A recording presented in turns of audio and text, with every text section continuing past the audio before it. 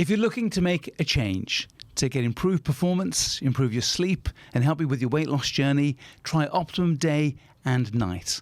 Make a change as soon as you can. And that's exactly why I'm so excited to tell you that Optimum Day and Night has had a major upgrade. And these have been a real game changer in my health journey. Optimum Day helps your metabolism burn throughout the day, and Optimum Night helps you get a really good sleep throughout the night. And here's some real life proof on screen right now. Both Robbie and Michael Owen teamed up with Oxford Natural for their wellness journey, and you can see the results for yourself. And remember, the supplements don't replace a healthy lifestyle, they support it. So if you're looking to make a change, click that link in the description below or scan the QR code on screen and get 70% off your first order today.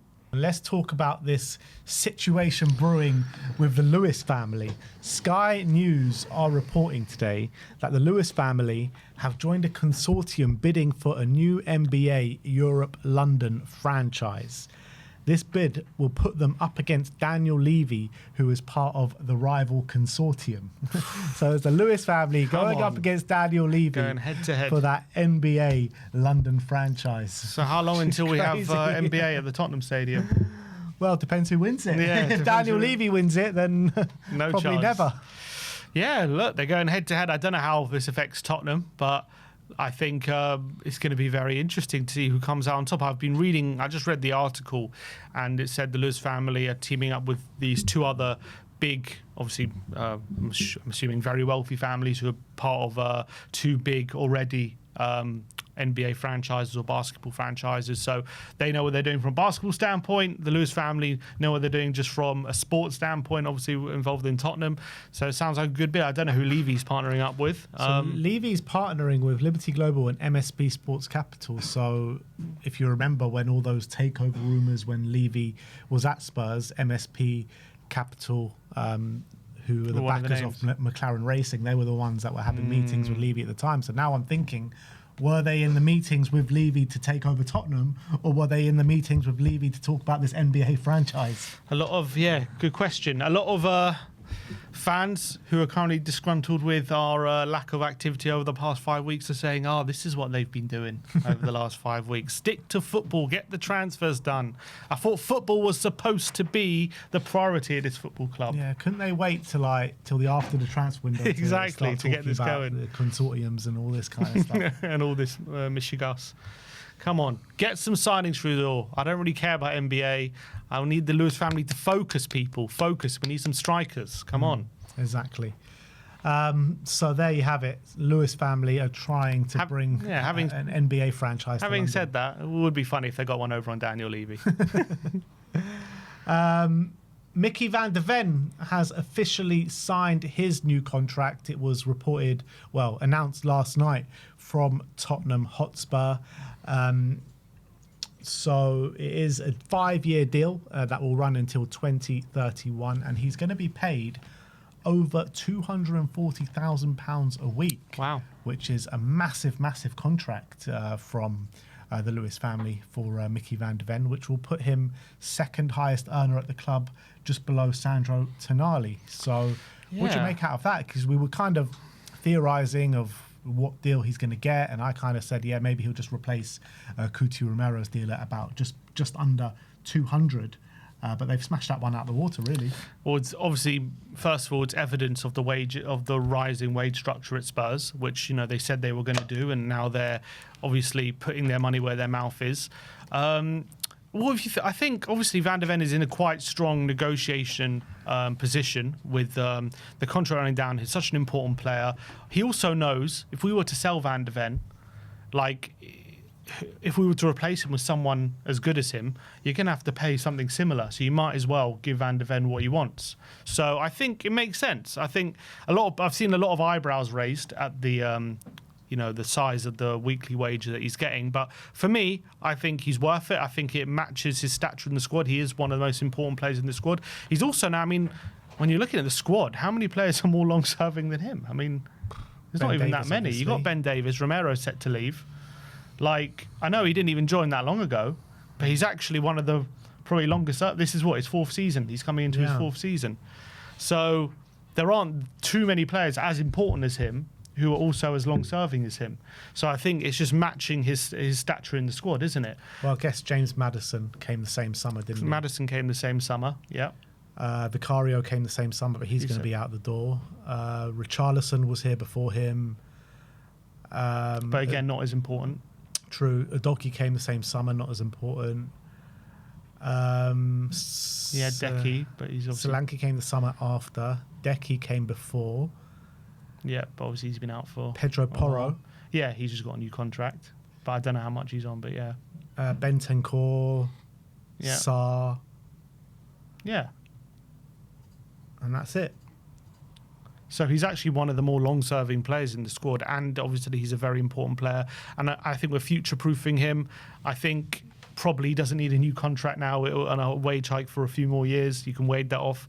I think it's the right thing to do. I think you give him that major pay rise. You show your signal of intent. Obviously, the downside is, any new signing or other players will look at the top earners in the squad and say, okay, if I'm coming in to be as important as you want me to be, that's the kind of wage I'm going to be expecting. I expect to be either matching Tonali or I'm expecting to match Van de Ven, but that's the price you pay for waging the wage structure, and that's what you got to do. Yeah, absolutely. So I think it's a fantastic bit of business from the club to sign, because, genuinely, when you look at it, 3-4 months ago, you could not see the situation ever coming about, because he looked like he was done with Tottenham.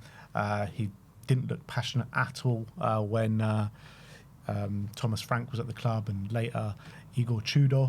But De Zerbi's managed to swing him round, and now he's signed a new long-term deal at the club. So it's fantastic, and that shows you where maybe the players think that this project is going with Roberto De Zerbi. Let's go and have a look at how the club did announce it. So they released this little video. Yeah, it's a lovely little video, I think, really buzzing about that they released. I won't say it's a different feeling because it feels like home. Is this the? It's just a normal feeling, I would say, but this was part of it. This wasn't the actual first one they posted, I don't think. If you scroll down, really special, you see him there with Roberto De Zerbi signing that contract. But there was a video they posted, is like he said, this one. Yeah, this one. This one was really nice, I thought. When something big happens saying the first one I life, want to tell is, you always tell your family first important news. I thought this was a really nice video. So, I want to tell you, the agent, I Secret just signed Services, a new contract with Spurs. Brilliant. And it's such a U-turn, isn't it? From, as you say, from where he was a few months ago. It wasn't long ago he was having those interviews with Gary Neville and the overlap, and he was a lot of people saying, is he soft launching, a potential transfer? His form dipped. Probably was at that point. Yeah, his form dipped. Obviously massively at the back end of Frank, and then under Igor Tudor, he seemed just disillusioned, didn't he? And he just seemed he wanted to be anywhere else but Tottenham. And he even said it himself. When De Zerbi came in, his mentality wasn't right. His body language was all over the place. But the flip in him since De Zerbi has come in, and now he's even signed a new contract when there's been clubs like Liverpool and other Barcelona have been interested apparently, and he's now seen it fit that not only is he want to stay, but he's really ready to commit his future here. I think that just shows the impact De Zerbi's made. Yeah, absolutely. So it's fantastic news. Van de Ven has signed on until 2031. So I've just got a list here of the contract lengths at Spurs now. So the players going into their last year of their contract now: Richarlison, Ben Davies, Dane Scarlett, and Dubravka. And then 2 years left is Kulusevski, Maddison, Vicario, and Phillips. So out of those players, I guess the only one probably that will get a contract is Maddison, and then Kulusevski, if he gets back to what we know he can be, then he'll get one. But out of everyone else, they're probably going to leave next year. Yeah, absolutely right. There's rumours that there isn't a 1 year extension on Rishi, so I do wonder if we keep him, whether we trigger it. But other than that, I think Maddison and Decky. I think probably with Maddison and Decky, I think what the club will do is just probably let them go into their last year and assess it then. And with 3 years left is Romero, Spence, Bentancur, Robertson, Odegaard, Moore, Austin, Hall, Donnelly, Gunter, Olasesi, Abbott, and Dorrington. So out of the first teamers there, I guess. Yeah, Romero and Spence could be leaving. Yeah, they could be leaving. Bentancur, I don't think gets another contract. No. Robertson probably doesn't get another contract. Does any of those get another contract? Well, Maybe Odegaard obviously and more. Mikey Moore. Hopefully Odegaard, if he comes back, Yeah. you would say. But other Even than that is not like nailed on. nailed on, yeah. Well, yeah. All the players that are going to shape our future are all tied down to long contracts. When you look at Senesi, Solanke and Udogie, who knows what's going to happen with them, but Gray, Sar's down on a long contract, Danso's down on a long contract. I mean, out of all of them, it's probably just Senesi and Gray who are guarantees, but 31 is Van de Ven, Porro, Fernandez, Kudus, Bergvall, Tell, Kinski, Gallagher, Souza, and then Tonali and Simmons all down to 32. So big deals, yeah, big long contracts for most of our main players, which is really, really good. Yeah. So that is the contract situation with Mickey van der Ven. Let's talk about Jed Spence now, because there have been developments over the last 12 hours or so. Fabrizio Romano saying that Inter are now prepared to send an official bid for Jed Spence if exit conditions change compared to the €45 million request post-World Cup. Inter believe the price can be under €40 million now. Talks with Tottenham will now follow. Gazzetta Italia, obviously speaking from the Italian side of things, saying that Inter Milan are now close to reaching agreement to sign Jed Spence. Inter are expected to complete a deal with Tottenham worth €30 million plus bonuses. I mean, that sounds like a hella cheap deal for Jed Spence, particularly after the World Cup he's just had. Are Spurs really going to sanction a move of €30 million plus bonuses for Jed Spence? Yeah, I mean, that sounds like they're really desperate to get rid. Again, as I've said before, I would be shocked if there are not Premier League clubs interested for a higher fee.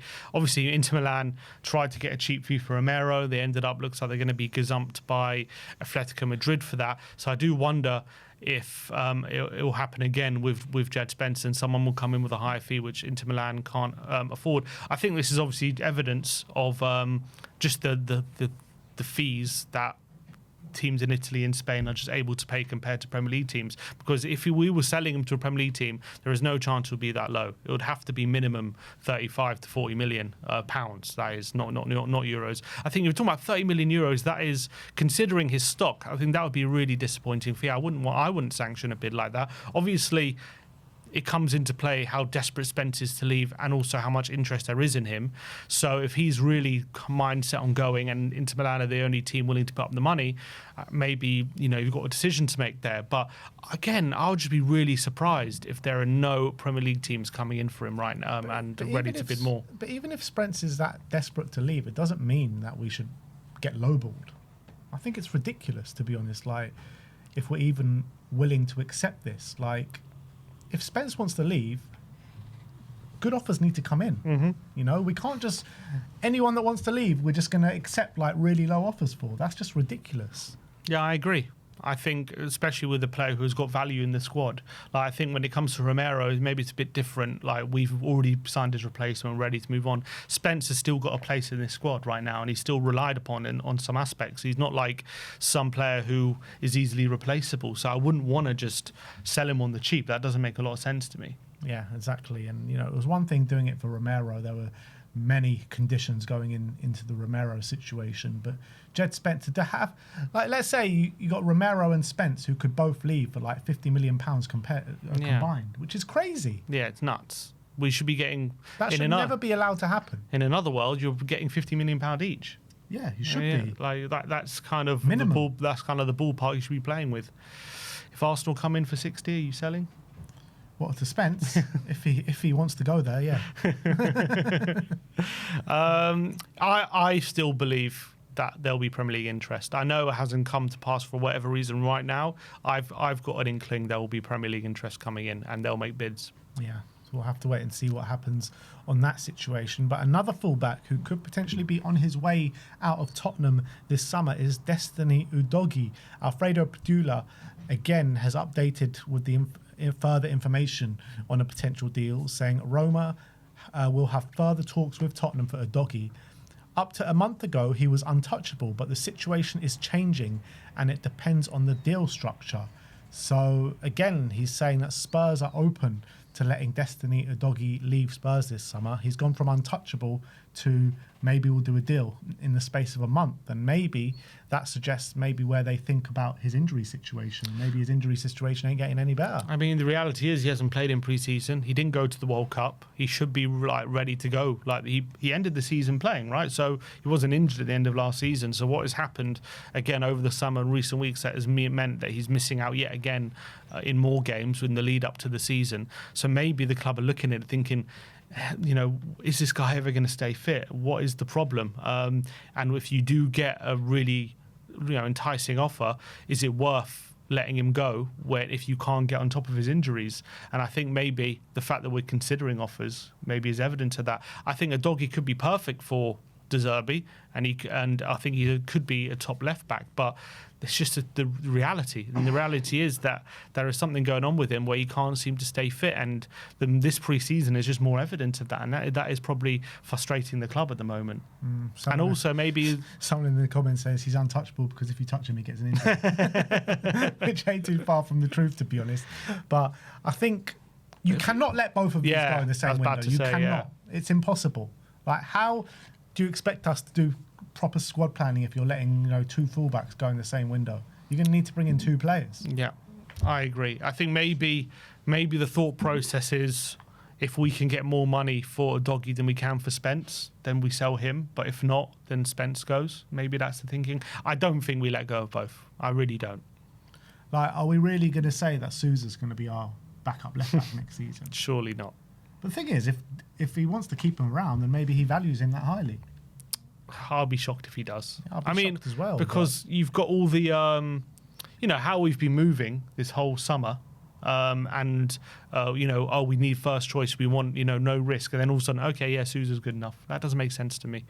There's just been, what's this? Another update by the it's the same thing by the Athletic. A fee, this is for Spence. A fee in the region of 25.5 million has been discussed between Tottenham and Inter. I mean, it just seems incredibly low, doesn't it, for Jed Spence?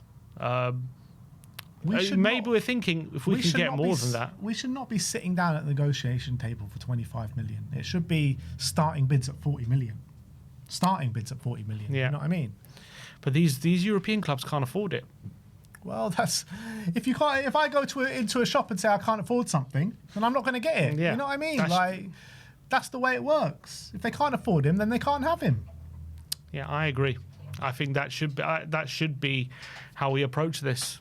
I don't know if there's something going on behind the scenes. I don't even know, to be fair, I don't know if we're actually... I mean, the Italian sources are saying there's close to an agreement, but the other sources aren't necessarily saying that just yet.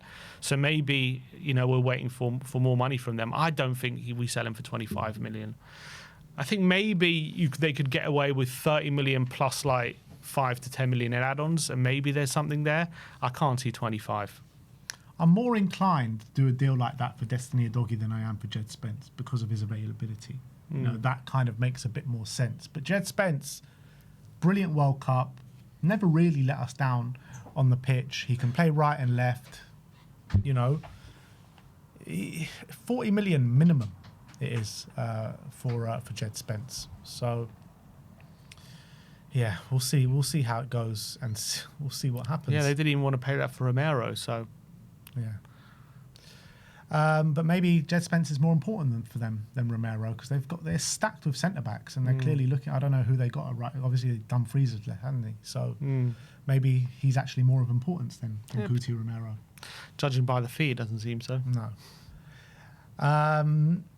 Let's talk about Romero then, because we heard yesterday that the deal to Atletico is rumbling along and looks like it could happen pretty soon. Fabrizio Romano has said that Barcelona have now said no to Coutinho Romero. The decision was taken by Hansi Flick. So it looks as though he's only got one option now, which is Atletico Madrid. So I expect the deal to be done pretty soon. Inter are still there, aren't they, I guess? They didn't pull out the deal, have they? It's just been gazumped by Atletico. I think they weren't willing to give Romero the wages he wants. I think Atletico... have got given a better deal. So, but I guess they're still there. But I think Atletico was always the number one choice. He was always going to most likely to end up there. When it comes to Barca, I wonder if they do go for someone to replace Araujo, and if they are, I mean, and you're looking at the fees for Romero. I would be surprised if they can get anyone better than him for that kind of fee. But if he says no, maybe he feels like he's too much risk in that high line, and I think he probably suits Atletico a bit more, to be honest, than Barca, and the way Simeone will probably want to play. So I think it probably makes sense to me. Yeah, I think he'd be good in either of those teams, to be honest. But yeah, we said it last summer, didn't we? Like, that is like a match made in heaven or hell, whichever way you want to look at it, for Romero and Atletico Madrid. He's a proper Simeone player. So it looks like he's going to end up there. And last but not least, we're going to go to the Daily Savinho. Once again the never-ending story. Fabrizio Romano says Savinho to Tottenham remains on. Spurs are still working on the deal, and Man City are working on signing a new winger. If I hear that one more time, I swear my head is going to explode. When he joins us, when he inevitably joins us, the video to announce him, he's got to come out and say the Savinho deal is on. How many times do I have to hear personal terms agreed, he wants to join, the deal is on? The same thing every single day. For God's sake, just something happen. It's really, really doing my head in, this deal. It's starting to give me a headache, I swear. It's starting to give me physical problems, this deal. Let's just I don't know I don't know how much I can say about this deal. Like it's the same thing we're commenting on. I saw a report somewhere else that said that Man City are definitely looking to bring in players, but they're finding it hard to find players of the required quality. That's my worry. That is my worry that I was saying yesterday. Moving on as well. Also true, but that is my worry. But the thing is, it's a lot harder for Man City to improve on Savinho than it is for us to improve on what we have. Savinho. But we don't have Savinho. We have what we have. Yeah, but Savinho is the player that we want. So I understand that. A player of that quality or better. But if they're going to keep Savinho, we can still improve on what we have. In Man City, if they let go of Savinho, they're not guaranteed to improve on what they have. That's the point. So I think that's why I wouldn't be surprised if they somehow convince him to stay. But look, we know he wants to leave. We want him. Obviously, there's a deal to be done there if Man City can get their replacement and things fall into place. But the longer it rumbles on, it's just more likely that somehow Man City come to an agreement with him or convince him, and the more he's like playing well in friendlies and showing Man City what he's capable of, maybe the more he can convince him that he deserves more minutes. All that kind of stuff plays into it. I'm just getting very worried that Man City might end up just sitting down with him, and they might end up keeping him. There has been another development today that could draw the interest of Spurs with Iliman Ndiaye. Fabrizio Romano said about Iliman Ndiaye today that he's rejected a move to Saudi and he wants to stay in the Premier League.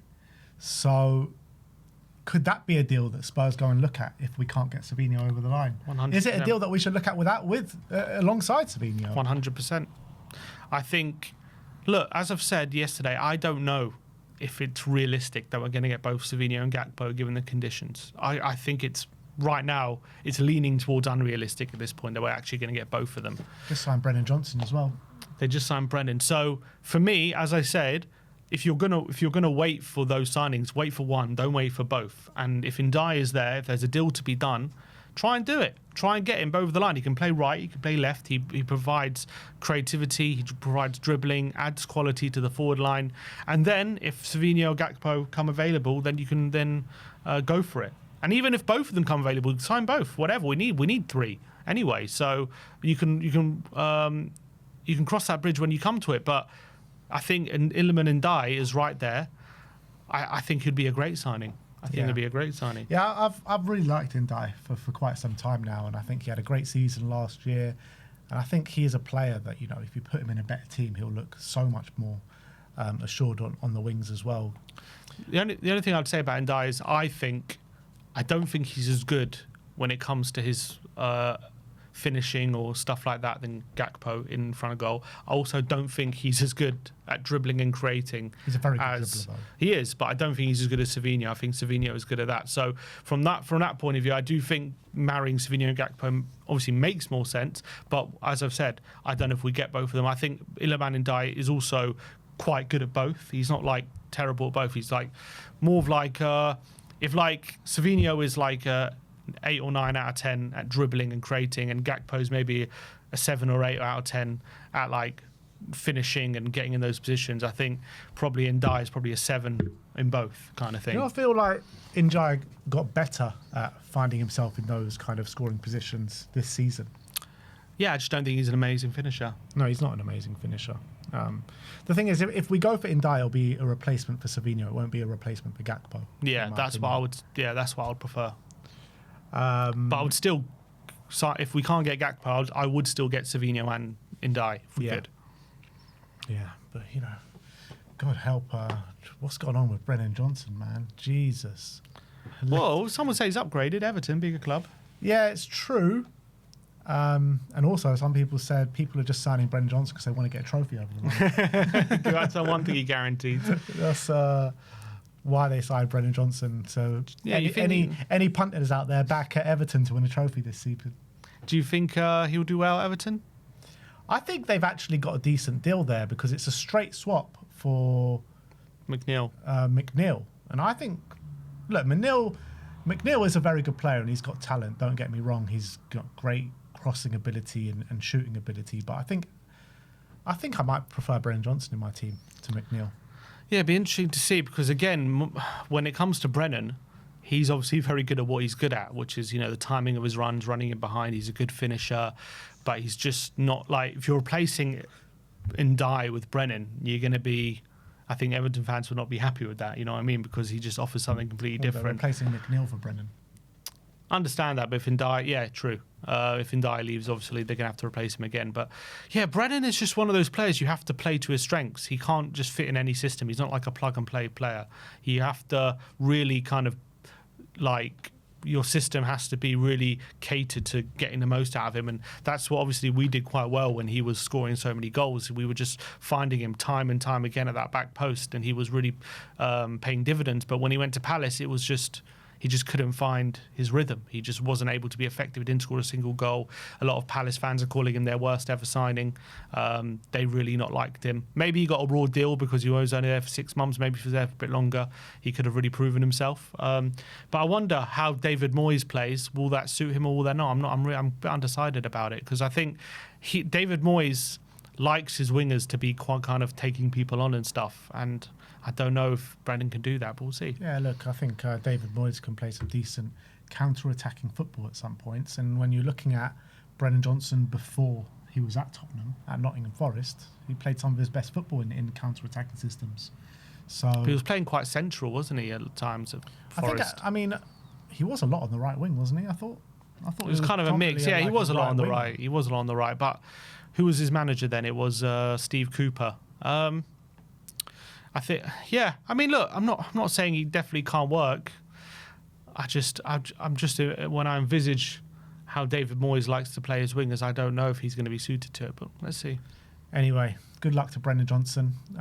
Will forever hold a place in our hearts for that Europa League final win and the season that he had. So big up to Brendan Johnson. Hope he goes and smashes it out at Everton. There's been a little update, if you've seen. What's that? Potential new recruitment in our recruitment team, according to Ben Jacobs. Tottenham are interested in Dortmund chief scout Sebastian Krug.